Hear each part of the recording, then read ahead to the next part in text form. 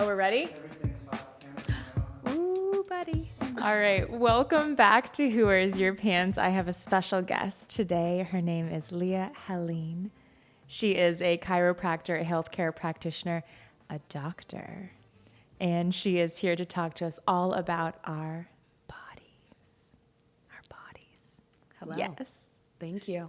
Thank you, Kirsten. All right. So do you want to start off by telling us a little bit about how you became a doctor? Well, I was really into the body. No, I'm just kidding. I wasn't. Actually, I wanted to be a dentist. Oh, we have great teeth. Because I really like teeth. I think smiles are fantastic. And when they're not, it's just very disappointing. Mm-hmm. So on my way to dental school, I was like, this is not it. I don't think I can do this. A 2x2 hole for the rest of your life. And so I kind of took a left-hand turn and ended up in chiropractic school in the Bay Area. Oh, we're in the Bay Area. It's like San Jose area, like Santa Clara, San Jose. Wait, what? Yeah. You didn't know this? No. Literally 237 in Tasman, where the new 49er stadium is. And it's Palmer West, but it's like Palmer's like the original chiropractic school. It's their like more sporty, smaller campus.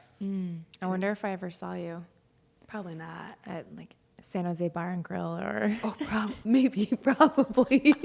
the dirtiest place in the world. It's great. I mean, it's a great place. Like, there's so much culture, but like, you go to school so much. It's like 7 to 7 plus clinic all the time. It's crazy. Okay, so you went to you pivoted away from being a dentist. Thank goodness. Thank gosh. And I don't know why I chose chiropractic. It was super random. And I figured there was no way I could adjust a gigantic man. So I went into it thinking, okay, game plan. I have to make really good friends with a guy, and I have to get really good at like little things that aren't big in the chiropractic world. Soft tissue, extremities, and then I'll partner and I could still do sports. And then you get in and you're like, well, adjusting the spine is one of the easiest things ever. It's just understanding the physics of the body, which are a lot more simple than you might think that they are. And they ingrain it into you. And then now we are here. Okay, so did you specialize in any of those things? Yeah, so I actually am an integrated medicine doc. So I do like soft tissue, I do movement, I do exercises, I do all of the things. So chiropractic in the old world used to just be movement of the skeletal system, and now we're integrating in the full 3-dimensional body. Mostly physical though, but the physical body. Yeah. Yeah. So you're happy that you did that? That I'm you so randomly chose becoming a chiropractor? Oh my gosh, it's fantastic. Yeah. Well, think about it. It's something that we all need. As I think about it right now, and I sit up straighter. Oh my God, as I'm like crouching over the microphone, like. Does it make our voices change? Probably. Oh, geez, yeah. Oh. Hello, world. No, but it's great. So then it's 4 years undergrad, 4 years to get your doctorate, and then you do like clinics. Yeah. And you're doing that all through, and then you do like a preceptorship, which is almost like, I don't know, like almost similar to a residency, and then you get your license. Okay, and then so from that, because you are a business owner. Yes. All by yourself. Yes. How did you decide that that was what you were like, I'm going to become a chiropractor and I'm going to go solo mission. Oh. Be a hardcore boss lady in this world? Yeah. So I actually worked for 2 different people. One as an independent contractor, one as an associate. And the second person, and when I kind of got to the area of town that I wanted to be in, the second person decided she was going to go a different route. She wanted to be an acupuncturist, which I'm not sure if she ever actually became an acupuncturist. But she goes, you can take all your patients. I'd only been practicing for 2 months. And she's like, but you got to go. And it was one of those like sink or swim. And I usually would freak out and go, oh my gosh, I'm super type A. I have no control over this. What am I going to do? Who knows what's going to happen? I'm going to be broke and like such a failure. Do I know how to do this? And I talked to a girlfriend of mine. She's actually in the Bay Area. And I called her and she's just so chill. And she was like, you just got to say, fuck it. And I was like, are you kidding me? She's like, well, it's very rare that someone's actually going to die. You know the whole saying, like, fuck it, no one's going to die. Well, I mean, in the health world, people can die, but very rare. And so she's like, it's not, really rare that someone's going to actually die. So you just got to say fuck it and you got to do it. And I was like, oh, shit. So I did. I just kind of like started to go through the motions. I have to get a business license that's separate from I was under someone else's business license, and I have to get liability insurance, and I have to find a place to be, and I need to have a table, and I need to have tools, and there needs to be an EHR system. And for a really long time, it was my laptop and my phone and my portable table. It was great. But like you learn that you don't need that much stuff. It's more just the knowledge of what you're doing. How do I help someone, especially in this holistic? So I don't need needles and medication and all of that. I need an internet system somehow, or data, and then I need somewhere to put the patients, stuff to use on the patients, and then basically an area to teach them and to work on them. That's interesting. I feel like so many times people think that they need like all of these things, like whether it's like to become like a healthcare practitioner or whatever your dream is. It's like, I have to have this like beautiful website and like all of these things. And like, you don't really, all that you need is a table and a phone. A table. Literally, that's it. It was so crazy. I have a friend who she opened her own and she took out like a $50,000 loan. And I told her, I was like, you don't need that. Yeah. You really don't need that. I mean, my website originally was awful. And the guy who helped me fix it later on came in and was like, he's Australian, and he's like, this is fucking trash. I was like, okay. I worked really hard on that. I've never made a website. I can fix a body, not a, website, CEO, whatever. CEO? SEO. SEO. See? Exactly. To my point. Yeah. Oh, that's funny. But okay, so it was like you were either like sink or swim. Mm-hmm. How did that feel? Because I think like when you call your friend and she's like, fuck it. Mm-hmm. At that point, are you like, well, she's right, so obviously I have to do this, or what are you thinking? Yeah. It's like two choices: continue to freak out and be like, oh my gosh, and you're treading water, or like flick that switch and just go, take a deep breath and be like, all right, well, we're gonna do it, and we're gonna fake it till we make it.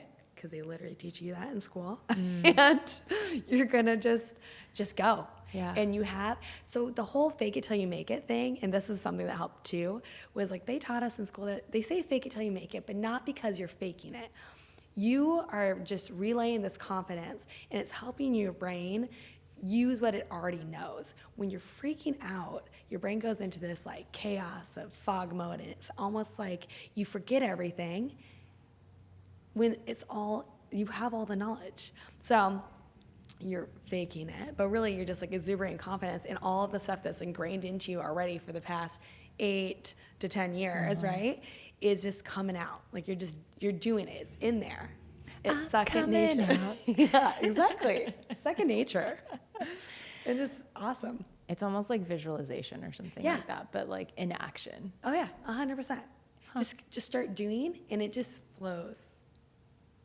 Right? Like for you write, right? So writing must have been something that you learned to do when you were a child. You weren't writing for a bit, but when you just started doing it, you're like, you know what, I'm just going to sit down and I'm going to do it. I'm not going to think too much about it. I'm not going to give two shits about anything else, and I'm just going to go for it. Didn't it just kind of start coming out?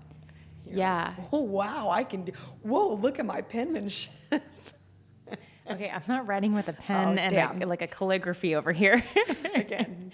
But yeah, I guess it was like that. And it's like every single day that you do it, you slowly get better and better and better at it. Yeah, and then you start doing it. Like for a bit, I was coaching soccer, and like I had to stop myself from like accidentally just wanting to adjust the kids when they fell on their knees. Okay, so tell me about the first time you ever adjusted somebody. Oh, I'm trying to think. Well, they teach you not to do this, but I totally was one of the people who constantly got in trouble for doing this.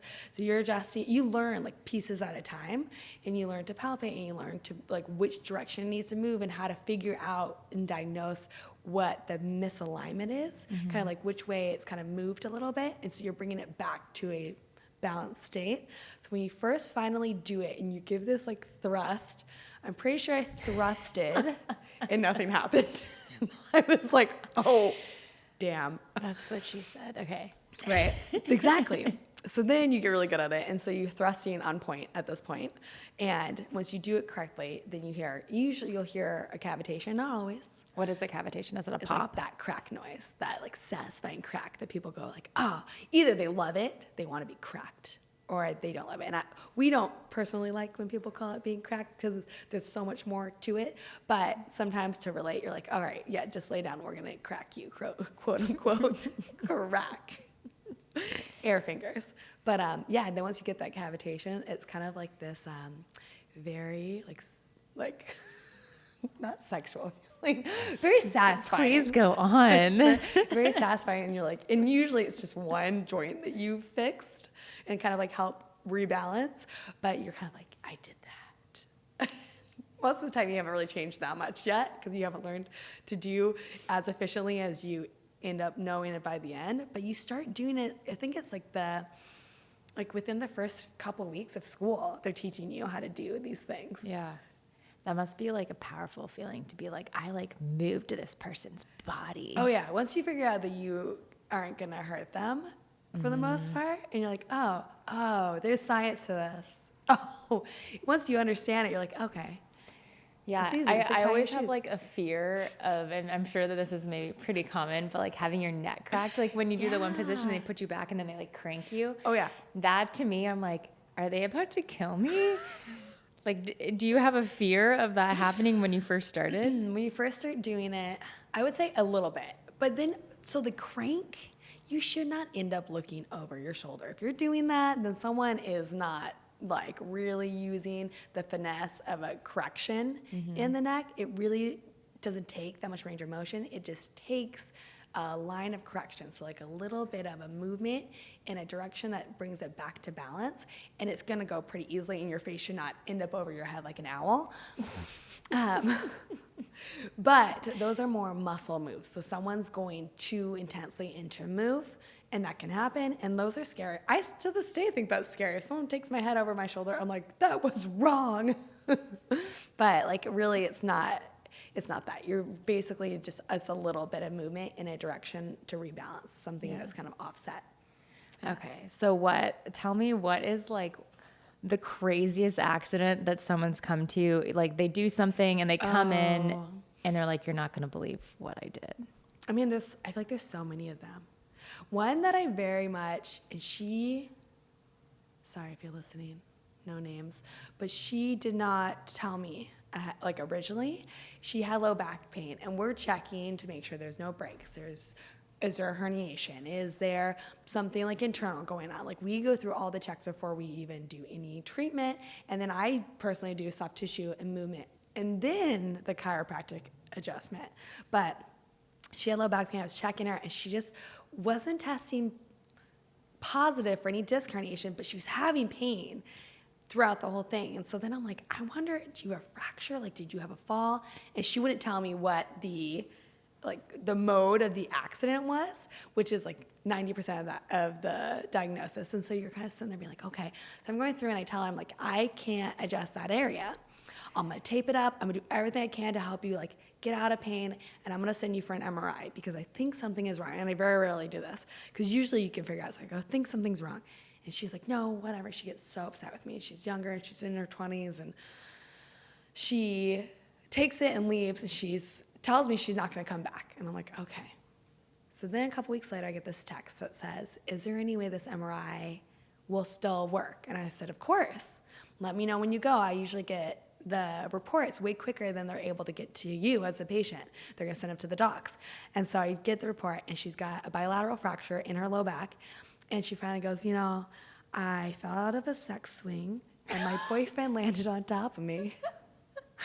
And I really appreciate you making me go get a film. And I'm like, oh my God. Why didn't you just tell me? Easy peasy. Yeah. Just kidding. But it was ridiculous. So she was in a sex swing, and she fell out of it, and then her boyfriend fell on. So they must have been on it together. And I don't know. I didn't ask for details. Did it fall out of the ceiling? Did you guys just do a little flip-de-flip and land? Like, what really happened? I have no idea. That was a pretty good one. We had one recently, and it was really sad. But the guy tripped. He was running to like go do one of the social distanced practices in a park, in the open air, and his mask was too high, and he tripped on his own foot, and he fell and broke his collarbone in half. Ow. And I'm like, it's not funny, it sucks. But also you have to look back and be like, okay, well, these are, we survived this. We're better people because we survived this. I just can't imagine, like, what is that girl going to tell her parents? Like, I broke my back. I tripped. A lot of people say they tripped, or like, especially here, oh, the surfboard got me. And you're like, yeah, really got you. Surfboard really got you. But I'm trying to think of some other ones. It's so hard when it's not in the moment, because you see so many people. So as they're coming through. How many people a day do you see? I personally, because it's like 30 minutes per patient at least, I'm spending probably 12 to 25 max. That's a lot. Yeah. But it's so fun. Yeah. It's so much energy. It's like movement and energy all day long. And you're Which feeding you off just each other. love. I love it. It's great. But you're feeding off each other. And so you're both helping each other be better in the moment, but then also to work on things for more of a lifestyle. Make it habitual. Yeah. And while they get to do good exercises, I get to do good exercises all day long too. Okay, yeah. So what are some, because you do it more holistic, it's not just quote unquote cracking backs. What are exercises that you tell people to do just on the daily? Like if someone is like, I want to be a better human. Okay. So number one, squeeze your ass. Squeeze your ass and tuck it under and hold for a little bit. This is what we call like a pelvic tilt, but it's also activation of the glutes in your lower core, like the foundation to your body, right? And what you're doing, and most of the time you're gonna do this while you're standing up, but you're basically taking your body and you're going, oh, I've been standing for a bit. Let me get some blood flow in. Let me contract. Let me activate some of my core. Get my core under my body. So get myself in this like rooted position, like a strong tree. Get my core into my body. Get blood flow in. Decompress some of the areas that are taking on impact. So like if you're standing for a bit, we all start to tilt, the butt kind of pops. You start to kind of get this pinching occurring in the low back to the pelvis, and that doesn't feel good. So you want to open that up, get blood flow in, flush things out, get it under your body. So you're like, So that's what you mean when you say squeeze your ass. yeah, squeeze your ass, tuck it under. Squeeze your ass, tuck it under. Okay, because when I look at people, whether it be online or in real life, I feel like, especially girls, are like sticking their asses out. Oh yeah, that's And called I'm like, is everyone gonna pelvic have tilt? Are we all gonna end up with some low back pain? Yes, 100%. No, 100%. It's an anterior pelvic tilt. So your pelvis, like a bowl of water, is just dumping forward, which makes your butt look like it's coming up. So it's a nice little booty, but like it's a false booty. And if you can activate your glutes and get them underneath you so your foundation is strong, you're upright. You have your core holding you in space, which is significantly better than just relying on other muscles that are supposed to be doing something else. But then also, your glutes are actually active, so they will actually build up and be in that like nice booty state instead of going to a pancake or going outwards, which a lot of these are different. Like, I can't see my hands right now. Yeah, sounds so sad. But a lot of these are a lot of like biomechanical issues where you're not moving things correctly. You're not using your body correctly. Why do you think that we end up that way? The theory is so much sitting nowadays and less grand motions. Like we have less shoveling of snow. We have less, having to walk to and from school uphill 5 miles with no shoes on. And we have less like hunting for our food and gathering and sleeping on a very firm surface. And we have less of that. And so we have a lot more time to just sit and be. And so that prolonged state of tilt when you sit. But then also when you're sitting, now sitting isn't really a rest position. Like you have to actively contract things to sit, which means some things are in contraction while other things are completely unused. And they just kind of take a siesta, and you cannot feel that. They don't tell you that they need to be woken up at 3 p.m. They just siesta until all of a sudden you're like, why is my butt gone? Why do my legs hurt? They're so tight. Why is my back hurting? My ass just took a siesta for about a decade. Yeah. It happens. It's so constant. And you're like, just turn it back on. And it's more teaching someone a biomechanical movement so that way they're actually using it in space as they were meant to. Mm-hmm. Okay, so we have squeeze your ass, tuck it under. I would say the second would be pull your shoulder blades down and back. And not up to go down, just down and back. So none of this roll it up, no none yoga. Of this, like roll it up. It's like down and back. It's going to activate your lower traps, which is part of your like posterior core. Pulls your shoulder blades back, helps your head come back. It opens up this like shoulder to ear thing that we have going on. So again, we are just taking the body and we're like putting it upright. God, I feel so broken. It makes you want to sit up right now. It like, does. Sit up or stand up. This is why they say stand up, because you're more likely to figure this out when you're standing, because you're aware. When you're sitting, I mean, you can just kind of like lounge. Yeah. Your hips can take it. Your hamstrings can take it for you. They're big muscles. So many people are working from home, and a lot of people are sitting, whether like if they don't have an office or they're just chilling on their couch or at their kitchen counter, whatever it may be. What would you tell people to do? Stand up and move. The reason being, standing up, you're aware. Again, you can feel what's going on with your body. Things cannot take that siesta and fall asleep unbeknownst to you, right? And then also movement. So when you move, blood flow comes into an area. It helps you flush out everything that's kind of been stagnant or building up over a period of time. And when you're standing, you're more likely to move around.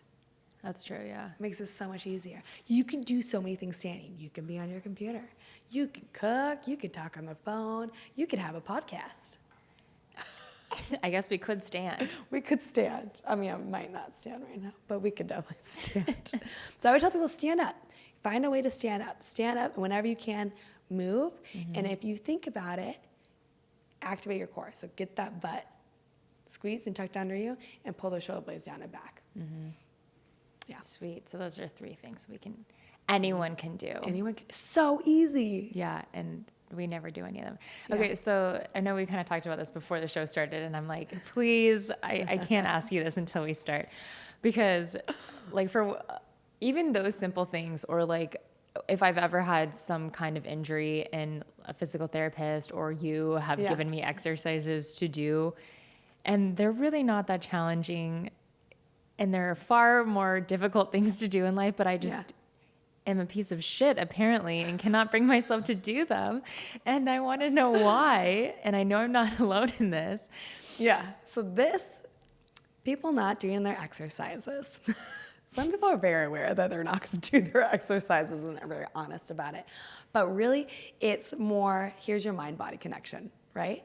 What is in front of your mind? So what things are stimulating you throughout your day? Mm-hmm. For you, it's going to be writing or podcasting or networking or interconnecting. These are overstimulations that are already occurring constantly. You're already thinking about so many things that unless it's in front of your mind, which usually pain brings it forward, right? Mm-hmm. Unless it hurts or something feels wrong or you can't do one of the things that you really want to do, you probably won't do it. Yeah. You have to make it habitual to be like, okay, so I am going to make a point and to do this repetitive throughout my day to think of, what does my posture look like? Am I standing up? Did I move around? That becomes habitual, then you'll do it, right? But until it does, you're going to do all of the other things first. And then when you hurt again, you might fix it.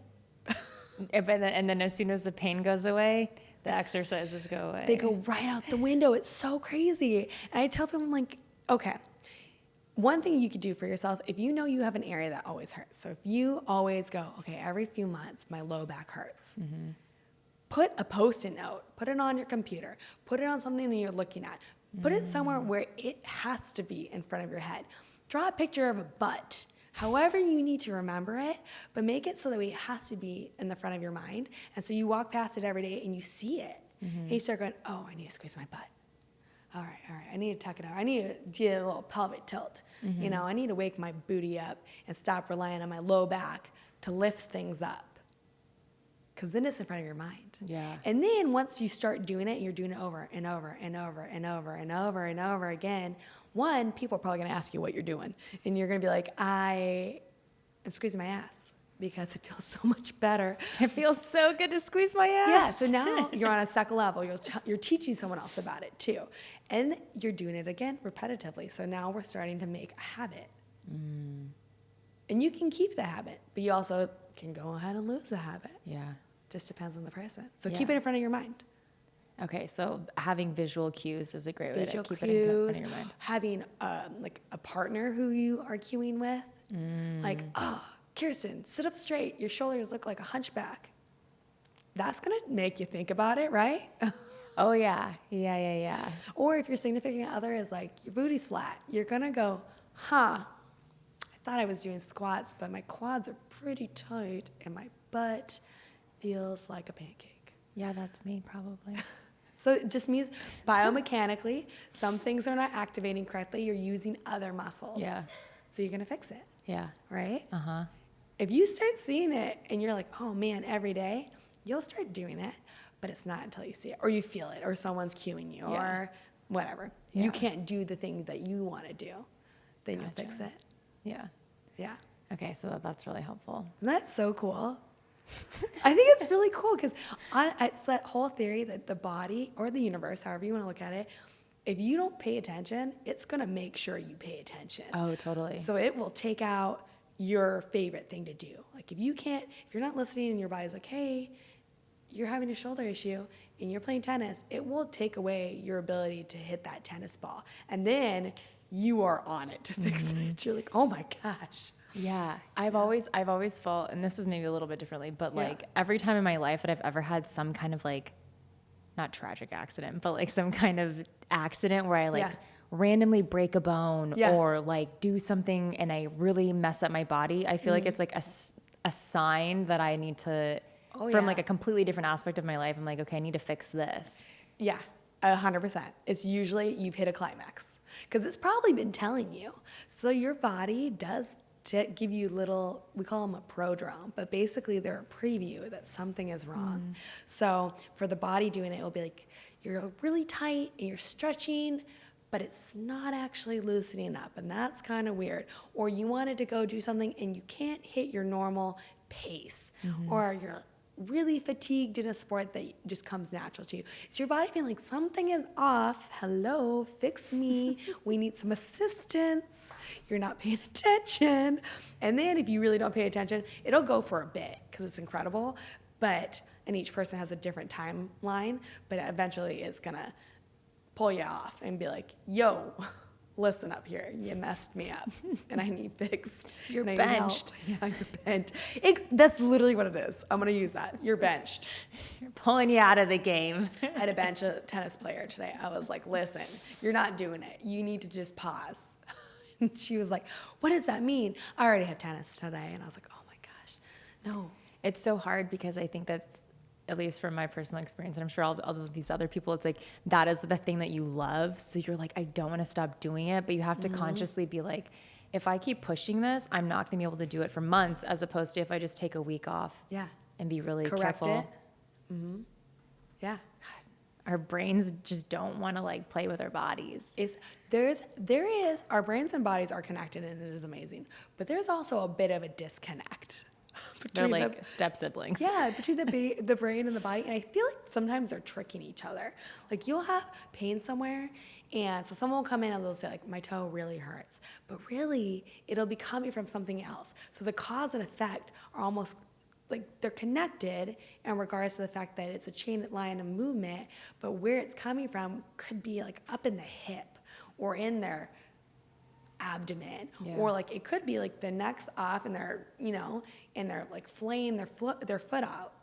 Who knows? It's so random, but it's so interesting. I remember coming to see you and my knee hurt from running, and you're like, yeah, that's because your IT band's really tight, like in your hip. And I was like, my hip is making my knee hurt. This is same bones. Bizarro. Yeah. That's so cool. Okay, not to like totally switch gears here, but switch them. Because I was gonna bodies. This is still kind of about the body, but maybe just your body, because you have so much energy, and you have to tell everyone what time you wake up every day. Oh, no. Don't turn off the podcast when you hear this. I get up at 4 in the morning, and I do a little detox, and I make sure my dog's ready, and I go and I work out. And then I come back and I get ready, and it's most of the time on hyperspeed, and then I go to work and I get to see patients. And then you're like, go, go, go, go, go, go, go, literally all day long. Oh yeah, it's 30 minutes, like back to back to back to back to back to back. And it's so funny because sometimes, well, I'm a total enabler and I will just chit chat with my patients. I love them to death. I want to know about their family. I want to know about what size shoe they wear, which doesn't have anything to do with fixing their bodies for them. But there's an interconnection when you get that close and you're working on like bodies instead of pills. And cutting. Like, you're so much more connected. Like, you're doing this together. It's a partnership. So you're getting to know them. And I will spend any extra time I have just chit-chatting or being like, show me that video of your daughter. She's so cute. And it's awful because I get behind. But you're like House. Yeah. Yes. Isn't House like kind of disconnected from his, you mean like the show? Mm-hmm. Yeah. I thought he was like kind of disconnected from his patients. Oh, well, I meant like in the sense of how they basically look at everything to figure out why you have whatever the patient has. But also, if you're doing anything that has to do with physical health care, right? To figure out really what they're doing on a day-to-day basis, you need to understand their psyche and what goes into a day in the life. What goes into a day in the life of Kirsten? Like, do you really love to rub your big toe?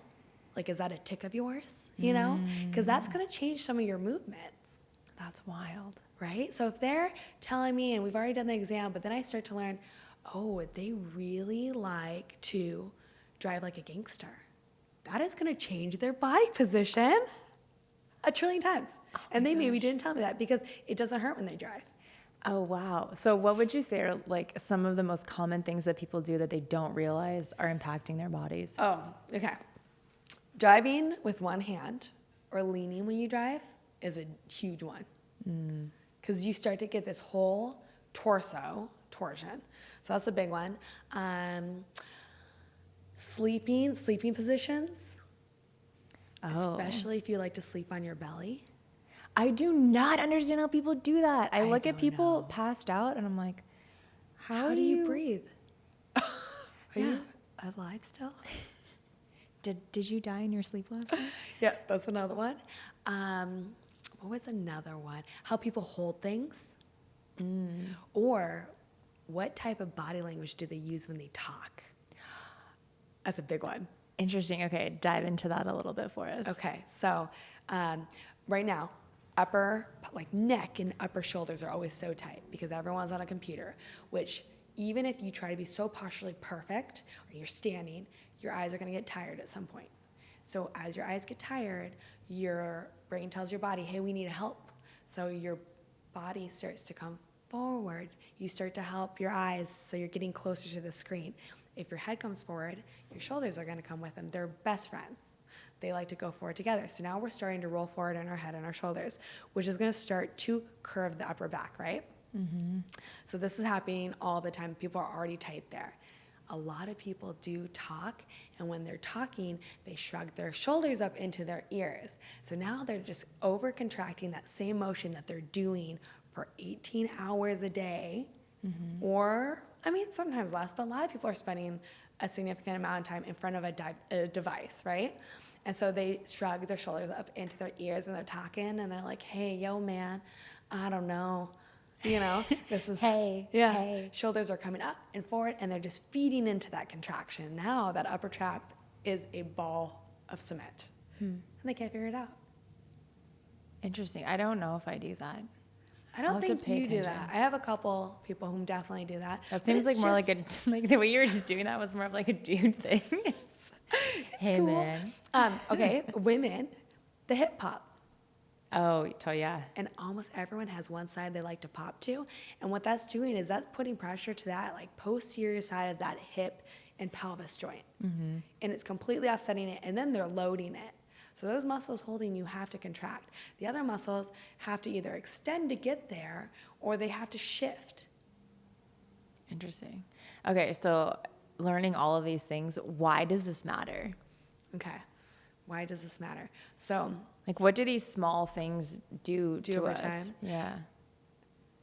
Small shiftings throughout the day just start to move your body, right? So we have a balanced state, so we have a neutral. And as you do things that move you one way or the other, you can kind of shift off neutral.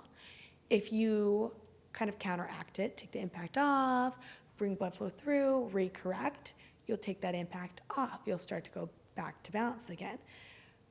But we don't usually do that second step. We don't come back to balance. We basically continuously feed into some of these little intricacies like the hip pop, the shoulder roll, the head forward or tilted. And over time, it builds contraction on one side and elongation on the other side. So now we have two muscles that are having like a little bit of an arm wrestle, and the one in contraction is so much stronger than the other one, and it's gonna win. Yeah. So now you're stuck there. And the second that you start to lose that normal range of motion, you're not flushing blood flow and nutrients through anymore. So now you're starting to dry out a little bit. Ew, So you get this no one little- wants to be No one wants to dry. be dry. You get this little like drying. So basically you're tight and it's not loosening up. And now you can't go through your normal range of motion. So you start to see the lessen of emotion, right? Your range of motion is less. You can't move certain directions. And then when you can't move certain directions, now other things that are all interconnected, because we're all connected, right? Other things start to come with it, or they start to move to help you. So, for example, if I'm always looking left, a little left side head tilt, this is gonna elongate my right side a little bit, and my left side is gonna be in a little bit of contraction. Over time, I am not gonna be able to turn right. The skeletal system is going to kind of come with me. We're at a different state, so my neutral is offset. So I can't fully turn to the right. So to help me turn, now my torso and my shoulder have to come with me too, right? Yeah. So now I'm turning now with my head, I'm turning with my upper body. And then once that gets tight, I'm turning with my entire pelvis and torso. And then once I can't do that, I have to move my leg to look over my right side. And then before you know it, you're in a wheelchair. Yeah, exactly. And we all are robots with prosthetic legs.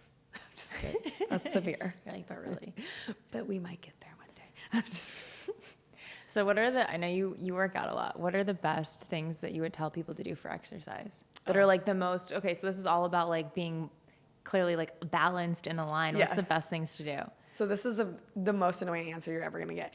You literally have to do everything. So figure out what you like, right? So figure out what it is. And then there has to be a cardio component, there has to be a strength component, and there has to be a stretching eccentric component to it. So you could go run, weightlift, yoga, and stretching. Super easy. But you can implement other things in any of those three. It's a trifecta. So in that tripod, you have to do all three of those, and you have to do them every week. But each person obviously has their own, they have their own happy place as to how many times per week to make their body feel good, but you have to do all three of those. So what are yours? What do I do? Yeah. Well, I surf. That's some cardio. Not Yeah. really. I consider that okay, so I consider there's like two things, like exercise and activities. I consider surfing for the most part to be an activity. But it's a physical activity. Yes. Okay. So it's an activity. So I surf, I lift weights. There's your strength. Yes. And what else do I do? I skateboard Yeah. a lot. Actually, you dance skateboard. but like There's so cardio. Yeah. Oh, you have no idea. It is a huge cardio workout. So right before this podcast, I went and skateboarded that pathway up by the beach. That pathway. Yeah. So I went with my Incredible. boyfriend, and we both had our skateboards. Yeah. Where we skateboarded, and then like every 3 minutes or something like that, we would stop, get off of our skateboards, do push-ups on the skateboards, do like ab things with them, all this stuff, and then get back on the skateboard and keep going. And we did that all the way there and back. That's amazing. And it was a workout. That's sure. amazing. So what do you stretch or do you do yoga? We're lacking one little, you do yoga. I haven't done yoga in forever, even though I'm a certified yoga instructor and I don't practice. Yes, that's the thing that's missing. I use a Theragun on many occasions though, but That's a great comment. So Theraguns, hypervolts, all of those are fantastic. They help with the muscles, but they are myofascial release. So they're helping you bring blood flow in, but they're not elongating the muscles. So if you have a lot of contraction and not a lot of like elongation, you're still lacking one side of it. Kind of cool. yeah. It's very annoying though. It's Goldilocks and the Three Bears. Yeah, that's not the too answer that hot. anyone was ever looking for. But you know what, though? I actually kind of like that because then it encourages people to do more than one thing in their life. And I think that that's 100%. beautiful. 100%. Awesome. Yeah. Try skateboard dancing. It is Yeah. fantastic. Please, people skateboard dance as much as humanly possible. Okay, so this is my final little topic here for you is. Ooh, quick fire?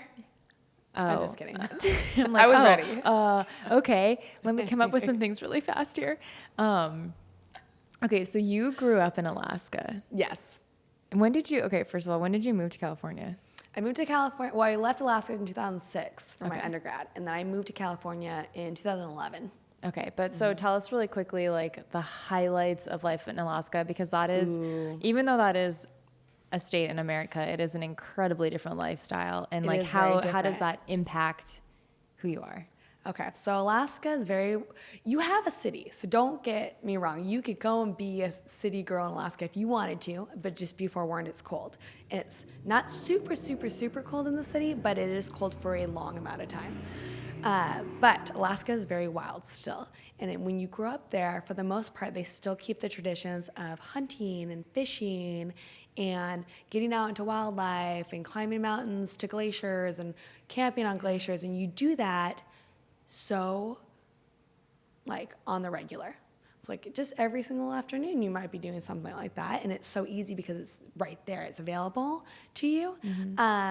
We fish, we hunt. So I still go back to Alaska twice a year, once in the winter to get some snow and once in the summer, and I go and I fish with my family and we package our own, and we still hunt. We hunt moose and we share it and make our own meats. Have you ever shot a moose?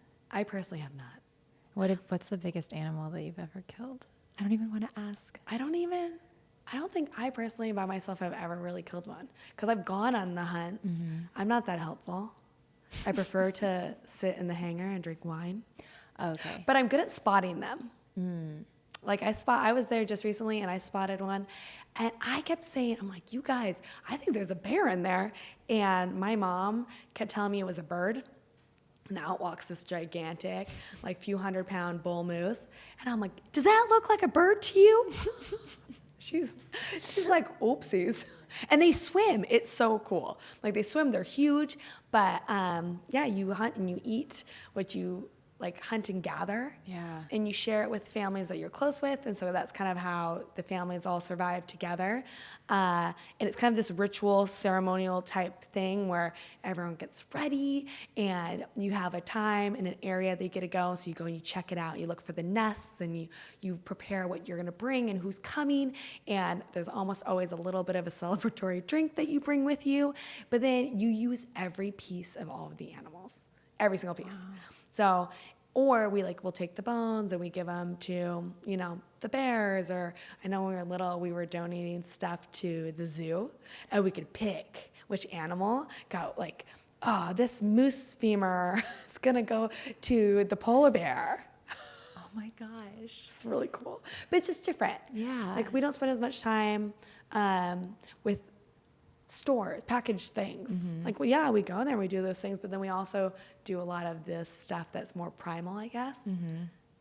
That's really cool. But it's like, it almost feels like in a way though that the fact that you're using all parts of the animal and like not partaking in all of these like processed foods and things like that, that's probably part of why you went into medicine, I would imagine. Oh yeah. I think a little bit, like just being more aware of like mind, body, space, earth. Yeah. Right? What you put into it, what you do to it. It is all one. The body. I'm just kidding. Body. Yeah. But it's really cool. Okay. I don't know if that helped explain it at all, but no, yeah, I think that that's a totally different lifestyle and in a really beautiful way. And Yeah. it sounds like a huge community. it is everyone is so nice. And if you needed something and you're like, I was unable to get any type of protein for the winter, most of the families would bring you stuff. Like they have extras packaged, they bring it over. Everyone's got the big freezers. If we go to dinner, they'd be like, I had no salmon for the year.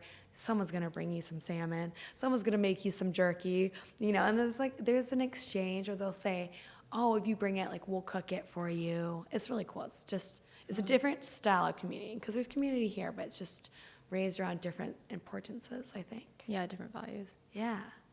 All right. Well, I think we're almost out of time, but what else do you have anything else that you would like to share? I can't think of anything. Do you have any questions? Anything else that Any maybe last I've question? told you? Well, the last question that I have to ask any guest that comes on the show is, who wears your pants? Oh, her name's, I'm just kidding. I have an alter ego. No, I like to think it's me. Oh. I'm very self-driven, so I'm going to say I wear my own pants. But that is something I'm working on daily, because I've also recently figured out that this is something that people have to continuously work on, is wearing their own pants. Yeah. And like being on top of it and constantly evolving and changing things, because otherwise you get sucked under, and Jeremy could be wearing your pants and before you even know it. And then you forget what your pants even looked like. Yeah, like, did you put on underwear? Because who knows? And then the pants are all stretched out, and you're like, Jeremy, come on. I knew he was 20 sizes bigger than me. Just kidding. But yeah, I'd say I wear my own pants. Yeah. Oh, yeah. I wear my own pants. Put them on my body. I'm just kidding. On that tight butt that you're squeezing. Squeeze your ass, please. Squeeze your ass, stick your boobs out. All right. Well, so where can everybody find you if they want to? Ooh, you can find me on any platform. Except for podcasts, because I've never done this before. It's just Dr. Leah Helin. So if you look me up on Instagram, if you want to look me up online, it's super easy to get my number. It goes straight to my office. You can text our line. You can come see us. We're in downtown Encinitas. And yeah. Awesome. Well, Love to thank see you you. so much for being here. It was really fun. Oh, We did it. I'm so proud of